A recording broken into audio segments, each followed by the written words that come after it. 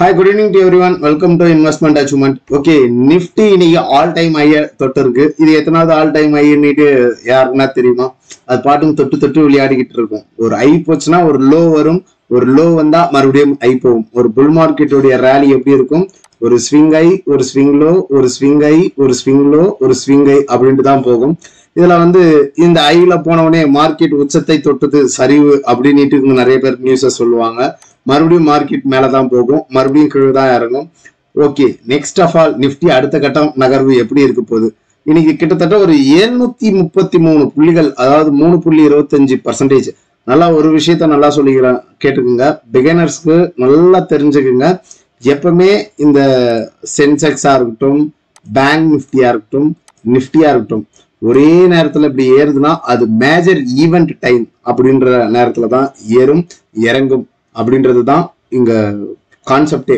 சும்மா ஒரு 4% 5% மேல ஃப்ரீஸ் ஆகுதுன்னா அவ்வளவு சீக்கிரத்துல இண்டெக்ஸ் ஃப்ரீஸ் ஆகாது.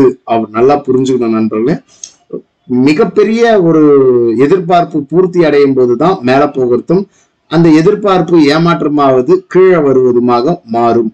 ஓகே, இப்போ என்ன நடந்திருக்குது? நான் எந்த ஒரு கட்சிக்கும் சப்போர்ட்டட் கிடையாது, பிஜேபி ஆர் காங்கிரஸ், எதுக்குமே நான் நடுநிலைவாதி. பங்கு சந்தையில சம்பாதிக்கணும், அவ்வளவுதான் எனக்கு தெரிஞ்சது.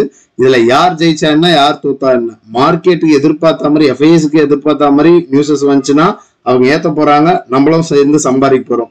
அவங்களுக்கு ஏத்த மாதிரி நியூஸஸ் வரலன்னா அவங்க விற்க போறாங்க, கீழே வர போகுது. நம்ம அவங்களா கூட சேர்ந்து ஷார்ட் அடிச்சு எட்ஜ் பண்ண போறோம், அவ்வளவுதான். ஓகே, நெக்ஸ்ட் ஆஃப் ஆல் இன்னைக்கு எஃப்ஐஎஸ் டேட்டா என்னன்னு பாத்தீங்கன்னா, நெட் பர்ச்சேசரா இருந்திருக்காங்க 6850 கோடி. வெரி குட், வேற லெவல் அப்படின்றத சொல்லலாம். இன்னைக்கு டிஏஎஸும் கொஞ்சம் வாங்கியிருக்கிறாங்க, ஒரு 2000 கோடிக்கு நானும் வாங்குறேன் வாங்கியிருக்கிறாங்க, மார்க்கெட்டை லிஃப்ட் பண்ணிருக்காங்க. அண்ட் தென் ஒரு சப்ஸ்கிரைபர் கமெண்ட்ஸ்ன்றத விட இது ஃபேஸ்புக்ல இவர் டேக் பண்ணி போட்டிருக்காரு. நண்பா, இது எப்படி சொல்றது, இன்றைய மார்க்கெட் கேப் அப்பில் பல ஸ்டாக்ஸ் பிரேக் அவுட் ஆகி விலை ஏற்றம் ஆகியிருக்கு. இவற்றை எல்லாம் டெக்னிக்கல் பிரேக் அவுட் என்று எடுத்துக் கொள்ளலாமா, இல்லை அவை அனைத்தும் தற்காலிகம் ஏற்றம் தானா, உங்கள் கருத்து என்ன அப்படின்னு கேட்டுக்கிறாரு. முதல்ல உங்களுக்கு டெக்னிக்கல்ஸ்ல நீங்க ஸ்ட்ராங்கா இருந்தீங்கன்னா இந்த கொஸ்டினை கேட்கவே மாட்டீங்க. எது பிரேக் அவுட், எது ஃபால்ஸ் பிரேக் அவுட் அப்படின்றது உங்களுக்கே தெரிஞ்சிருக்கும். ஃபர்ஸ்ட் டெக்னிக்கல்ஸ்னா என்ன, அது ஃபால்ஸ் பிரேக் அவுட்னா என்ன ஏதுன்றத கன்சிடர் பண்ணுங்க. ஒரு மென்டாரை சூஸ் பண்ணி ப்ராப்பரா லேர்ன் பண்ணுங்க. என்ன பொறுத்த வரைக்கும் டெக்னிக்கல்ஸ் ப்ராப்பர் பிரேக் அவுட் ஆயிருக்கு அப்படின்றது தான் ஃபர்தரா மேல போகிறதுக்கு உண்டான வாய்ப்புகள் பிரகாசமாக இருக்கிறது அப்படின்றது தான் சொல்லலாம். இன்னொரு நண்பர் நம்மளுடைய ரீல்ஸ்ல ப்ராஃபிட் போட்டிருந்ததும் அப்படிலாம் ஒன்னும் ஏறவே இல்லை அப்படின்னாரு. இந்த ஏற்றத்திலேயே உங்களுடைய போர்ட்போலியோல எந்த ஸ்டாக்ஸ்லாம் ஏறாம இருந்ததுன்னா முதல்ல அந்த ஸ்டாக்ஸ் உடைய கிரைட்டீரியா என்னன்னு பாருங்க, எந்த ரேஞ்சில் இருக்குன்னு பாருங்க. லோயர் ஃப்ரீஸ்ல போதா, ட்ரெண்ட் ரிவர்சல் ஆகி கீழே போதா, அன்வைண்டிங் ஃபேஸ்ல போதா, என்ன ஆகுதுன்றது, இல்ல ஷார்ட் பில்டப் ஆக போதா அப்படின்றதெல்லாம் நீங்க தான் ரிசர்ச் பண்ணி பார்க்கணும். உங்க போர்ட்போலியோ ஏறலன்னா எல்லாருடைய போர்ட்போலியோ ஏறி இருக்காது அப்படின்றத நினைச்சுக்காதீங்க. என் போர்ட்போலியோலாம் இன்னைக்கு very well performance, long term portfolio. அந்த ஒன்றும் ஜீரோதா 4-5 ப்ளூ சிப் கம்பெனி செத்து போய் தான் கிடக்குது. எஸ்பிஐ கார்ட்ஸ், டிசிஎஸ் இதெல்லாம் அடி வாங்கி தான் கிடக்குது. அதை பத்தி கவலை இல்லை. லாங் டேர்ம் இன்வெஸ்டர்ன்ற கிரைட்டீரியாவே வேற. அது எப்படி ப்ராஃபிட்டபிளா மாத்தணுமோ டைம் கொடுத்து வெயிட் பண்ணி இருந்தாவே அது மாறிடும். ஓகே, டைரக்டா சார்ட்ல போய் பார்ப்போம். ஓகே, நம்ம நண்பர் கேட்டு இருந்தாருங்க இல்லையா, உங்களுடைய போர்ட்போலியோல அது மாதிரி அது மாதிரிலாம் எதுவுமே ஏறலையா அப்படின்ட்டு. என்னுடைய போர்ட்போலியோ இன்னைக்கு பண்ண பர்ஃபார்மன்ஸ் ஒரு 19,000 ரூபாய் profit, day profit. And then overall profit 1,40,000. எவ்வளவோ மார்க்கெட் அப்ஸ் அண்ட் டவுன்ஸ் போயிட்டு வந்ததுதான் இருக்கு. லாங் டேர்ம்க்கு சூஸ் பண்ண ஸ்டாக்ஸ் அப்படியேதான் வச்சுட்டு இருக்கோம். இப்போ இன்னொரு நண்பர் கேட்டிருந்தாரு, டெக்னிக்கல்ஸை எப்படி நம்ம புரிஞ்சுக்கிறது அப்படின்ட்டு. ஏற்கனவே நான் 100 ஸ்டாக் வச்சிருந்தேன் பெட்ரோநெட் லஞ்சில. பட் இருந்தாலும் இங்க என்னன்னு பாத்தீங்கன்னா T1 இருக்கும். ஃப்ரைடே மறுபடியும் ஒரு 100 ஸ்டாக் வாங்குறேன் அதே பிரைஸ்க்கு. நான் வாங்கின பிரைஸ்ல மார்க்கெட் மேல ஏறி ஒரு ஸ்விங் ஆகி போயிட்டு இறங்கிட்டு கீழே வந்தது. இருந்தாலும் அந்த இடத்துல சப்போர்ட் பை எடுக்கிற மார்க்கெட் டுவர்ட்ஸ் இன்னைக்கு ஒரு நாள்ல ஒரு 6.5%.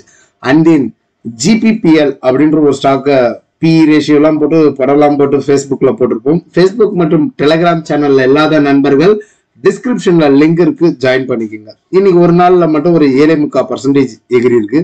அப்ப எப்படி அந்த ஸ்டாக் நம்ம ப்ரெடிக்ட் பண்ணி சொன்னோம், இந்த ஸ்டாக் எல்லாம் வாங்குறதுக்கு உண்டான வாய்ப்புகள் இருக்கு அப்படின்றது டெக்னிக்கல்ஸை ப்ராப்பரா லேர்ன் பண்ணியிருந்தனா அவருக்கு இந்த கேள்விகள் வந்திருக்காது அப்படின்றத சொல்லலாம்.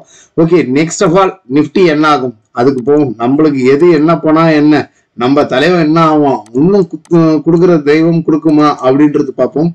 நாளைக்கு மேலையா கீழையா அப்படின்ற ஒரு முக்கியமான தருணத்துல இருக்கு. இதை வந்து எப்படி முக்கியமான தரலாம் பார்க்கலாம். அப்ப மார்க்கெட் வந்து இங்க இருந்து மேல போயிட்டு ஒரு கரெக்ஷன் வந்தது. இந்த கரெக்ஷன் வந்து ஒரு Feb level correction, swing low to swing high போட்டீங்கன்னா 0.6க்கு கரெக்ஷன் வந்துட்டு டுவர்ட்ஸ் மேல போச்சு. வாய்ப்பே இல்லாத கேப் அப் அப்படின்ற மாதிரி அடிச்ச ஓப்பன் ஆனதுல இருந்து அடி மேல தூக்கிட்டு போனாங்க.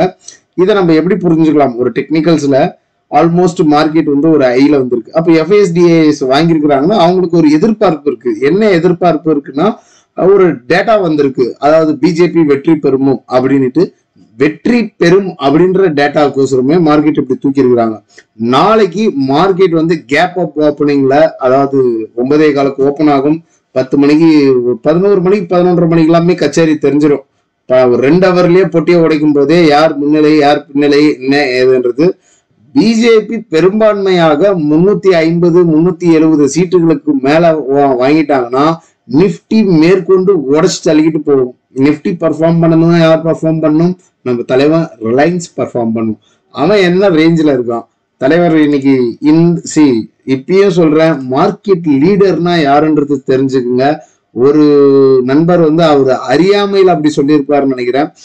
நம்ம மார்க்கெட் லீடர்னா HDFC அண்ட் தென் ரிலையன்ஸ் இப்படிலாம் கம்பேரிசன் பண்ணி பார்க்கும்போது அது மாதிரி 1000 ஸ்டாக் வந்துச்சு. இன்னமும் இந்த என்ன சொல்றது, ரிலையன்ஸை பிடிச்சிக்கிட்டு அழுதுட்டு இருக்கிறீங்களா, உங்களுக்கு எல்லாம் ஒண்ணுமே தெரியாதான்னு கிண்டல் அடித்த நண்பர் அந்த பிதாமகன் எங்க இருக்கிறாருன்றதுதான் தெரியல. இப்ப அவருக்கு தெரிஞ்சிருக்கும் என்ன சொல்றது, மார்க்கெட் லீடர்னா. ரிலையன்ஸ் இந்த கேப் யாரால வந்தது அப்படின்றத காட்டுறேன், பார்த்து புரிஞ்சுக்குங்க.